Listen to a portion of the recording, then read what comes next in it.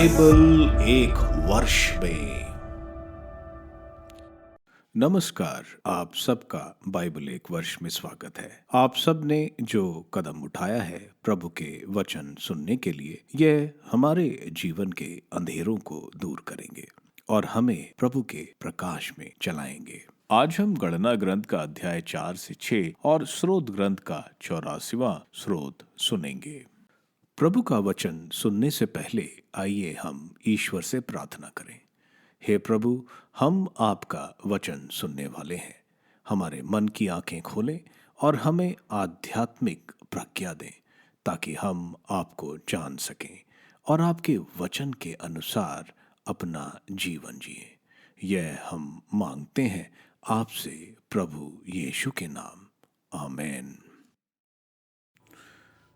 गणना ग्रंथ अध्याय 4। प्रभु ने मूसा और हारून से कहा, लेवियों में से उन कहातियों, उनके विभिन्न कुलों और घरानों के अनुसार जनगणना करो, जो 30 वर्ष से 50 वर्ष की उम्र के हैं और जो दर्शन कक्ष में सेवा करने योग्य हैं। दर्शन कक्ष में कहातियों का कार्य परम पवित्र वस्तुओं की देखभाल। जब शिविर को उठाना होगा, हारून और उसके पुत्र अंदर जाकर अंतरपट उठाएंगे और उसमें से विधान पत्र की मंजूषा ढक देंगे। वे उसके ऊपर सूस के चमड़े का एक आवरण रखेंगे और उसके ऊपर नीला कपड़ा बिछाएंगे। इसके बाद वे उसमें उसके डंडे लगाएंगे। भेंट की रोटियों की मेज पर वे नीला कपड़ा बिछाएंगे और उस पर थालियां, कलछे, घड़े और अर्ध के लिए प्याले रखेंगे। जो रोटियां उस पर बराबर रखी रहती हैं, वे भी उस पर रहेंगी। वे इन वस्तुओं पर लाल कपड़ा बिछाएंगे, उस पर सूस के चमड़े का आवरण रखेंगे और मेज में उसके डंडे लगाएंगे।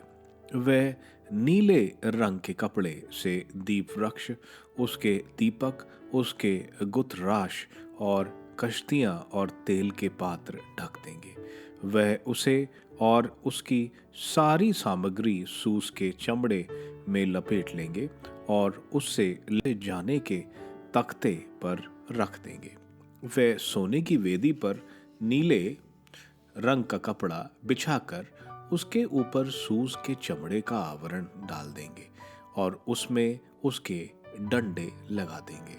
तब वह पवित्र सेवा के लिए सब आवश्यक अन्य वस्तुओं को नीले रंग के कपड़े और सूस के चमड़े के आवरण से ढकेंगे और उन्हें ले जाने के तख्ते पर रख देंगे। वे वेदी पर की राख उठाकर उसके ऊपर नीले रंग का कपड़ा रख देंगे। तब उसके ऊपर वेदी की सेवा में आने वाली सब वस्तुएं रखेंगे, अर्थात अंगीठियां, कांटे, फावड़ियां और कटोरे। उनके ऊपर सूस के चमड़े का आवरण रखेंगे और वेदी में उसके डंडे लगाएंगे। जब शिविर उठाया जाएगा, तब हारून और उसके पुत्र पवित्र स्थान और सब पवित्र वस्तुओं को कपड़ा से वैशिट करेंगे। इसके बाद ही कहात के वंशज उठाने के लिए आएंगे, परंतु वे पवित्र वस्तुओं का स्पर्श नहीं करेंगे, नहीं तो उनकी मृत्यु हो जाएगी। यही दर्शन कक्ष की वे वस्तुएं हैं जिन्हें कहाती ढोया करेंगे। याजक हारून के पुत्र एलियाजर के ये कर्तव्य होंगे: दीपकों के तेल, सुगंधित द्रव्य, दैनिक अन्न बलि और अभियंजन के तेल का प्रबंध तथा पूरे निवास और उसके सामान का निरीक्षण और पवित्र स्थान और उसकी सामग्री की देखभाल। प्रभु ने मूसा और हारून से कहा, इसका ध्यान रखो कि लेवियों में से कहाती वंश का अंत न हो जाए।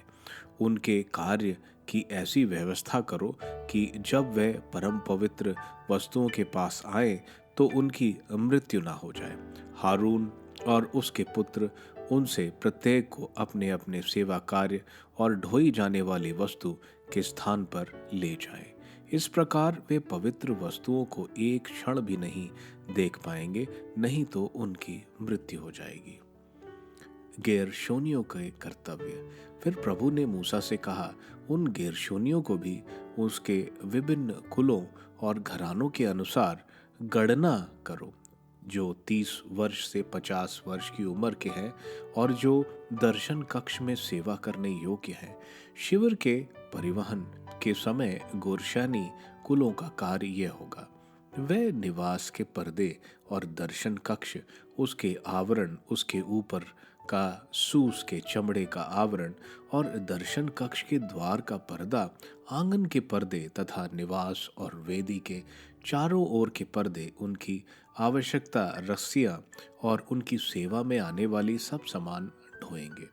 हारून और उसके पुत्रों के आदेश के अनुसार ही गोरेशोनी सब कुछ ढोएंगे और दूसरे काम करेंगे। तुम उन सब को समझाओगे कि वे क्या क्या ढोएंगे। यह दर्शन कक्ष से संबंधित गोरशोनी कुलों का सेवा कार्य होगा। वह याजक हारून के पुत्र इतामार के निर्देशन में सेवा करेंगे। मरारियों के कर्तव्य। तुम उन मरारियों का उनके कुलों और घरानों के अनुसार नामांकन करो, जो 30 वर्ष से 50 वर्ष की उम्र के हैं और जो दर्शन कक्ष में सेवा करने योग्य हैं। शिविर के परिवहन के समय उनका कार्य और दर्शन कक्ष में उनकी सेवा ये है। वह तंबू की चौखटें, उसके छड़, खूंटे और कुर्सियां, चारों ओर के आंगन के खूंटे, उनकी कुर्सियां, खूंटियां, रस्सियां और उनका सारा सामान और काम में आने वाली सब वस्तुएं ढोएंगे। तुम उनको समझाओगे कि वह क्या क्या ढोएंगे। यह दर्शन कक्ष से संबंधित मरारी कुलों का सेवा कार्य है। वह याजक हारून के पुत्र इतिमार के निर्देशन में सेवा करेंगे। लेवियों की जनगणना। मूसा, हारून और समुदाय के नेताओं ने उनके कुलों और घरानों के अनुसार कहातियों की गणना की, अर्थात उन सब की जो 30 वर्ष से 50 वर्ष की उम्र के थे और जो दर्शन कक्ष में सेवा करने योग्य थे। उनके कुलों के अनुसार उनकी संख्या 2750 थी। ये कहातियों के कुल के सब पुरुष थे जो दर्शन कक्ष में सेवा करने योग्य थे। मूसा और हारून ने उनका नामांकन किया, जैसा कि प्रभु ने मूसा को आदेश दिया था। अपने अपने कुलों और घरानों के अनुसार उन नामांकित गेर्शोनियों की जो 30 वर्ष से 50 वर्ष की उम्र के थे और जो दर्शन कक्ष में सेवा करने योग्य थे, संख्या 2630 थी। ये गेर्शोनी कुलों के पुरुष थे जो दर्शन कक्ष की सेवा के लिए नियुक्त थे और जिनका नामांकन मूसा और हारून ने प्रभु के आदेश के अनुसार किया। उनके कुलों और घरानों के अनुसार उन नामांकित मारियों की जो 30 वर्ष से 50 वर्ष की उम्र के थे और जो दर्शन कक्ष में सेवा करने योग्य थे, संख्या 3200 थी। ये मरारी कुलों के पुरुष थे जिनका नामांकन मूसा और हारून ने किया, जैसा कि प्रभु ने मूसा को आदेश दिया था। मूसा और हारून ने जिन लेवियों का उनके कुलों और घरानों के अनुसार नामांकन किया था, जो 30 वर्ष से 50 वर्ष की उम्र के थे और जो दर्शन कक्ष में सेवा एवं परिवहन का काम करने योग्य थे, उनकी कुल संख्या 8580 थी। प्रभु के आदेश के अनुसार और मूसा के निर्देशन में सबको समझाया गया कि परिवहन में उनको क्या करना है। वे प्रभु द्वारा मूसा को दिए हुए आदेश के अनुसार नियुक्त किए गए। गणना ग्रंथ अध्याय 5। शिविर से निष्कासित व्यक्ति। प्रभु ने मूसा से कहा, इस्राएलियों को आदेश दो कि वे प्रत्येक चर्म रोगी को और प्रत्येक व्यक्ति को जो श्राप से पीड़ित है अथवा जो शव का स्पर्श करने के कारण अपवित्र हो गया, शिविर से बाहर कर दे। ऐसे लोगों को चाहे पुरुष हो या स्त्रियां बाहर कर दो। उन्हें शिविर के बाहर कर दो, जिससे शिविर अपवित्र न हो जाए, जिसमें मैं तुम लोगों के बीच निवास करता हूं। इस्राएलियों ने ऐसा ही किया और उन्हें शिविर से बाहर कर दिया। प्रभु ने मूसा को जैसा आदेश दिया था, इस्राएलियों ने वैसा ही किया। क्षतिपूर्ति। प्रभु ने मूसा से कहा, इस्राएलियों से कहो कि यदि कोई पुरुष या स्त्री किसी के साथ अन्याय करता है और इस प्रकार ईश्वर के साथ विश्वासघात करता है, तो वह दोषी है। वह अपना पाप स्वीकार करे और अपने द्वारा की गई हानि की पूरी क्षतिपूर्ति करे और उसमें 5वां हिस्सा जोड़कर उस व्यक्ति को दे जिसके साथ उसने अन्याय किया। यदि उस व्यक्ति को कोई निकट संबंधी ना हो जिससे क्षतिपूर्ति का द्रव्य दिया जा सके, तो वह द्रव्य प्रभु का है और वह याजक को क्षतिपूर्ति यज्ञ के मेढ़े के साथ दे दिया जाए। याजक का बलि भाग। जो चढ़ावे इजरायली याजक के पास ले आते हैं उन सब का एक भाग याजक का होगा। हर एक का चढ़ावा चढ़ाने वाले का है, किंतु वह याजक को जो देता वह याजक का होगा। सात्वित की परीक्षा। प्रभु ने मूसा से कहा, इजरायलियों से कहो कि यदि किसी पुरुष की पत्नी पथ भ्रष्ट होकर उसके साथ विश्वासघात करते हुए पर पुरुष के साथ प्रसंग करे और उसके पति को इसकी जानकारी ना हो, क्योंकि दोष लगाने वाले साक्षी के अभाव के कारण उसका व्यभिचार छिपा रह गया, और यदि पति को ईर्ष्या के कारण अपनी पत्नी पर संदेह हो गया और वह पथ भ्रष्ट हो, अथवा यदि वह ईर्ष्या के कारण अपनी पत्नी पर संदेह करे और वह निर्दोष हो, तो वह अपनी पत्नी को याजक के पास ले आए और उसके लिए चढ़ावे के रूप में 2 सेर जौ का मैदा भी लाए। वह उस चढ़ावे पर ना तो तेल डाले और ना लोबान ही रखे, क्योंकि वह ईर्ष्या की अन्नबलि है, पाप का स्मरण दिलाने वाला चढ़ावा है। याजक स्त्री को प्रभु के सामने उपस्थित करने के लिए ले आए। वह मिट्टी के एक पात्र में आशीष का जल भरे और तंबू के फर्श की थोड़ी सी धूल जल में डाल दे। इसके बाद याजक उस स्त्री को प्रभु के सामने खड़ा करे, उसके सिर के बाल खोल दे और उसके हाथ में पाप का स्मरण दिलाने वाला चढ़ावा ईर्ष्या का अन्न बलि रख दे और अपने हाथ में कड़वा शाप लाने वाला जल लिए रहे। तब याजक स्त्री को शपथ खिलाते हुए उससे कहे, यदि तुम्हारे साथ किसी परपुरुष का प्रसंग नहीं हुआ, यदि तुम पति के रहते पथ भ्रष्ट और अपवित्र नहीं हुई हो, तो यह शाप लाने वाला कड़वा जल तुम्हारा कोई हानि नहीं करे। परंतु यदि तुम पति के रहते हुए पथ भ्रष्ट और अपवित्र हो गई हो, क्योंकि परपुरुष का तुम्हारे साथ प्रसंग हुआ है, अब याजक यह कहते हुए स्त्री को अभिशाप की शपथ खिलाए, तो प्रभु तुम्हारा नाम अपने लोगों में घृणास्पद और अभिशप्त बना दे। वह तुम्हारी जांघें धुलाए और तुम्हारा पेट फुला दे। यह शाप लाने वाला जल तुम्हारे अंदर जाकर तुम्हारा पेट फुलाए और तुम्हारी जांघें झुला दे। इस पर स्त्री कहे, ऐसा ही हो। इसके बाद याजक एक कागज पर अभिशाप के ये शब्द लिखकर उन्हें कड़वे जल से धोए और वह अभिशाप लाने वाला कड़वा जल स्त्री को पिलाए, जिससे वह जल उसके शरीर में जाकर अहस्य पीड़ा उत्पन्न करे। तब याजक ईर्ष्या का अन्न बलि स्त्री के हाथ से लेकर और वेदी के पास जाकर उसे हिला हिलाकर प्रभु को अर्पित करे। वह उसमें से समूची अन्न बलि के प्रतीक के रूप में मुट्ठी भर लेकर उसे वेदी पर जलाए। इसके बाद वह स्त्री को वह जल पिला दे। यदि उसने अपराध किया है और अपने पति के साथ विश्वासघात किया, तो वह शाप लाने वाला जल जो याजक उसे पिलाता है उसमें असह्य पीड़ा उत्पन्न करेगा। स्त्री का पेट फूल जाएगा, उसकी जांघें घुल जाएंगी और उसका नाम उसके लोगों में अभिशप्त हो जाएगा। यदि उस स्त्री ने अपराध नहीं किया और उसका आचरण निर्दोष रहा, तब उसे कुछ नहीं होगा और वह गर्भ धारण कर सकेगी। यह ईर्ष्या की विधि है। जब कोई स्त्री पथ भ्रष्ट और पति के रहते अपवित्र हो जाती है, अथवा यदि पति के मन में ईर्ष्या उत्पन्न हो जाती है क्योंकि वह अपनी पत्नी पर संदेह करता है, वह उसे प्रभु के सामने उपस्थित करेगा और याजक उसके साथ वही करेगा जो यहाँ लिखा है। पुरुष को अपराध नहीं लगता, पर स्त्री अपने अपराध का फल भोगेगी। गणना ग्रंथ अध्याय 6 नाजिर व्रत।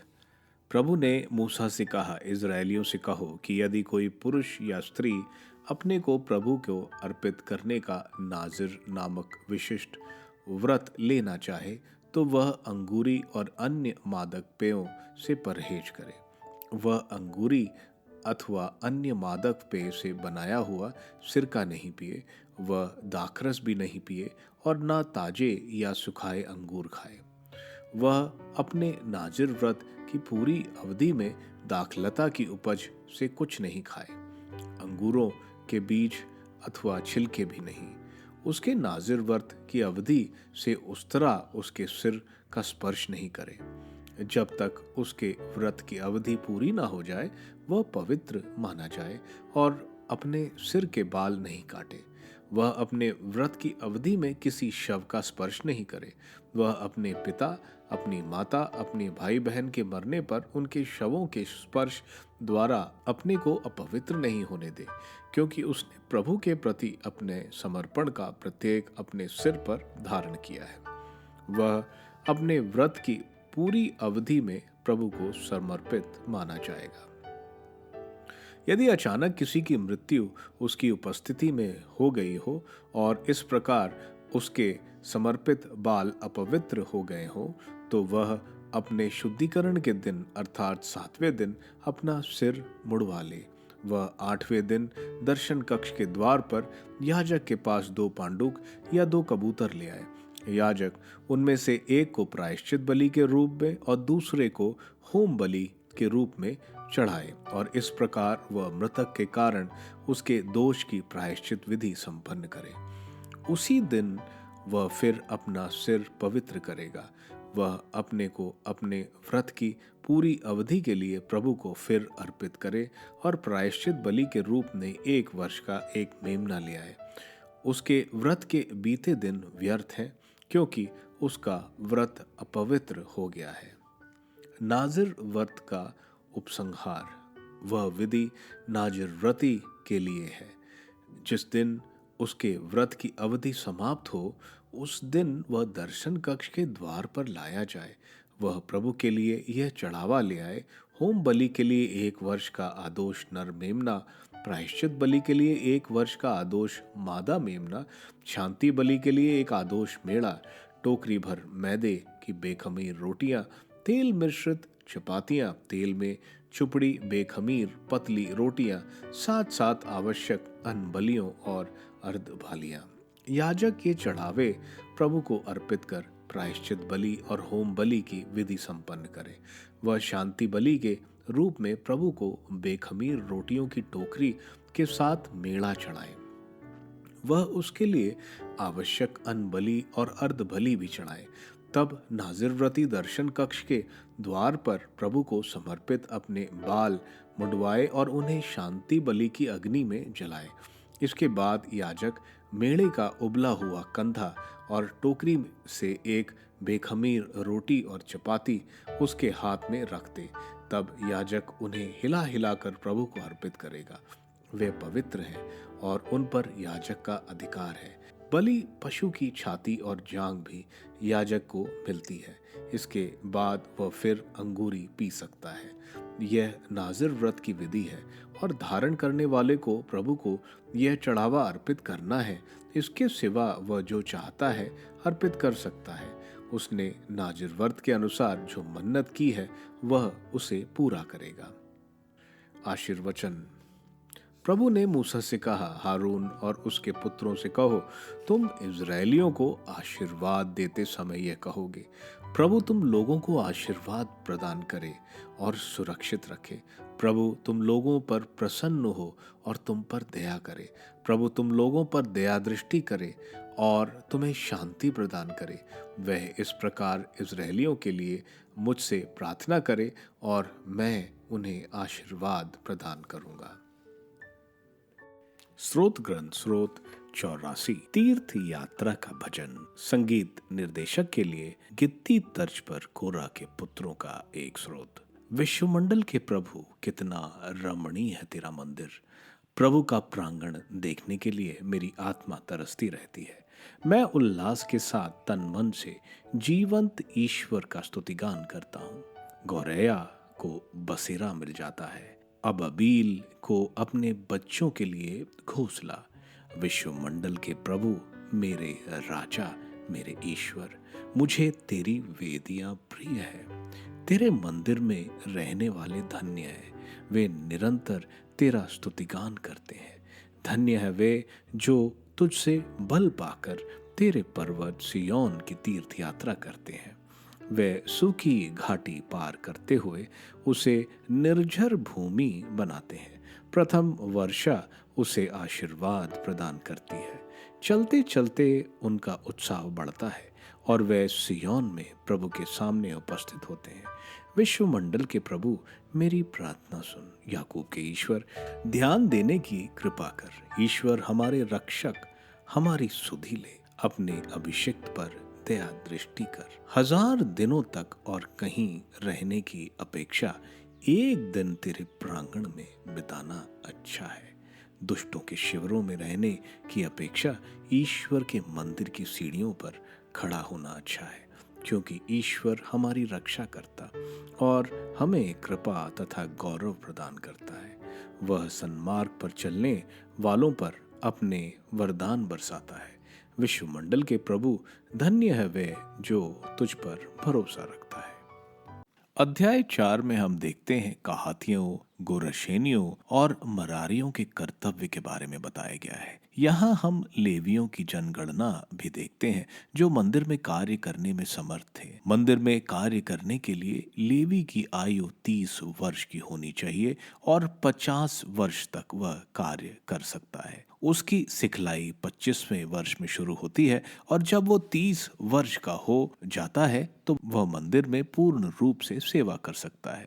यही हम देखते हैं प्रभु ईसा मसीह जो धार्मिक प्रचार 30 वर्ष पर शुरू करते हैं। इसके अलावा हम देखते हैं जो जिम्मेवारी दी गई है कहातियों, पवित्र स्थान की मंजूषा, धूप की वेदी, भेंट की रोटियों की मेज, दीप वृक्ष और होम बलि की वेदी। इससे पहले कि वे उसको उठाएं, हारून और उसके पुत्र इन सबको पर्दे, चमड़े से ढकना और नीले कपड़े ऊपर से चढ़ाते हैं। यह होने के बाद ही कहाती इसके पास जा सकते थे। हारून और उसके पुत्रों की जिम्मेवारी होती है कि कोई गलती से मंजूषा या पवित्र स्थान की वस्तुओं को देखे नहीं तो मृत्यु हो जाएगी। इसके साथ गेर्शोनी पर्दे, चमड़े का आवरण, द्वार के पर्दे आदि उठाते थे। इसी तरह मरारियों को तंबू की चौखटें, आंगन की खूटियां, रस्सियां आदि ले जाने की जिम्मेवारी थी। हर एक को एक काम दिया गया, वही उसको करना है। जब इजरायली आगे प्रस्थान करते थे तो दर्शन कक्ष को समेटने और पुनः लगाने में ज्यादा समय नहीं लगता, क्योंकि 8580 लेवी इस काम के लिए उपलब्ध हैं और सबको अपना अपना काम मालूम है और एक ही काम एक व्यक्ति को दिया जाता था। गणना ग्रंथ के अध्याय 5 में हम देखते हैं शिविर से निष्कासित करने, क्षतिपूर्ति और सतीत्व की परीक्षा देखते हैं। सबसे पहले हम देखते हैं 3 तरह की बीमारियों को निष्कासित किया जाता है। वे 3 तरह चर्म रोगी, श्राव से पीड़ित और शव के स्पर्श के कारण है। यह इसलिए भी जरूरी था क्योंकि संक्रमित रोग ना फैले। 30 लाख लोग एक स्थान तंबुओं में आस पास रहते थे, जैसे हमने कोरोना के समय देखा, इसलिए उनकी बचाव की जरूरत थी। इनकी जांच पुरोहित ही करते हैं और जो इससे पीड़ित होते हैं वे शिविर से बाहर रहते हैं। आगे हम क्षतिपूर्ति देखते हैं जिसके साथ अन्याय होता है। दूसरा, जिसने वह अन्याय किया है वह अपना पाप स्वीकार करेगा और जो हानि हुई उसकी पूरी पूर्ति करेगा। इसके साथ 20% और देगा। आगे हम देखते हैं अगर किसी की पत्नी पथ भ्रष्ट हो गई है और पर पुरुष के साथ प्रसंग करती है और उसका कोई गवाह नहीं है तो उसका पति उसको मंदिर में लाएगा और पुरोहित उसको पवित्र जल में मंदिर की मिट्टी मिलाएगा और जो शाप पुरोहित कागज में लिखता है उसको पानी से धोकर पानी में मिलाया जाएगा। पुरोहित उसको शपथ खिलाता है कि अगर वो निर्दोष है तो यह पानी उसके लिए शपित नहीं होगा, अगर दोषी तो शपित होगा। स्त्री जब वो जल पीती है, अगर वो दोषी है तो उसको असाध्य पीड़ा होगी और पेट फूल जाएगा और वो कभी गर्भवती नहीं होगी। अगर निर्दोष है तो ऐसा नहीं होगा और वो गर्भ धारण करेगी, ईश्वर के लिए गर्भ धारण करेगी। ईश्वर के लिए पति पत्नी के आपस में प्रेम, निष्ठा और समर्पण बहुत मायने रखते हैं। गणना ग्रंथ के अध्याय 6 नाजीर यानी नाजरीन व्रत के बारे में बताता है। इज़राइल में पुरोहित सिर्फ लेवी वंश के लोग बन सकते हैं, लेकिन अगर कोई व्यक्ति पुरोहिताई जीवन जीना चाहता है तो वह नाजिर व्रत ले सकता है। इसके अलावा अगर कोई मन्नत ली है तो नाजिर व्रत रख सकता है। नाजिर व्रत पुरुष और स्त्री दोनों ले सकते हैं। इसकी अवधि 1 महीने से आजीवन काल तक रख सकते हैं। सैमसन, जिसका विवरण न्यायकर्ताओं के ग्रंथ में है, आजीवन नाजीरीन था। नाजीर व्रत में 3 चीजों का परहेज है: मदिरा, अंगूरी आदि, दूसरा बाल नहीं काट सकते और तीसरा किसी शव का स्पर्श नहीं करें।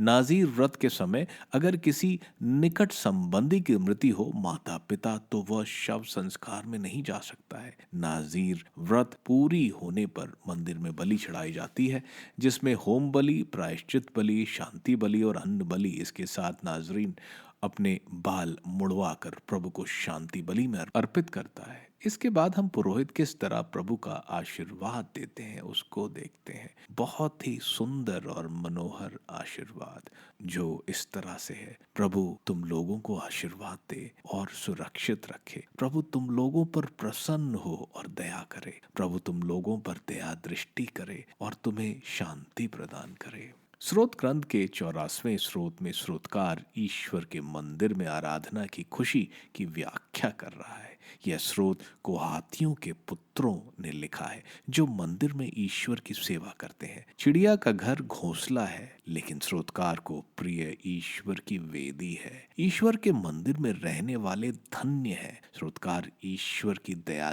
दृष्टि के लिए प्रार्थना कर रहा है और कहता है, एक दिन प्रभु के मंदिर में रहना हजारों दिन कहीं रहने से अच्छा है। धन्य है वे लोग जो विश्वमंडल के प्रभु पर भरोसा रखते हैं।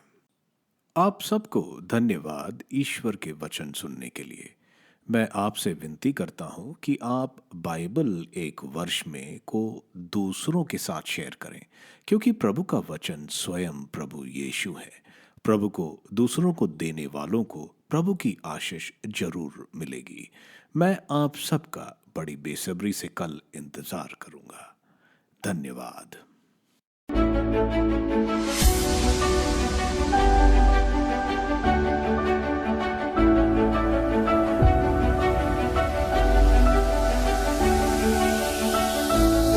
बाइबल एक वर्ष में